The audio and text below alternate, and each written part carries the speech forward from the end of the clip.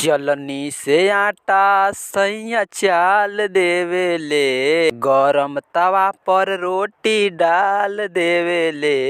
बड़ी रे पसंद से उ त मुहामा में खियावेले। अरे हम काटी लोइया सैया बेलना चलावेले। नमस्कार दोस्तों, बवाल और झकास गाना आया है जो कि गाना के नाम है बेलना धरावेले और गाना को गाए हैं प्रमोद प्रेमी यादव। और इसमें एक्ट्रेस की बात की जाए तो जुल्ली सिंह राजपूत इसमें डांस कर रही है जो कि बवाल और धमाल मचा रही है। गाना को लिखे हैं मनीष रोहतासी और म्यूजिक डायरेक्टर है विकास यादव।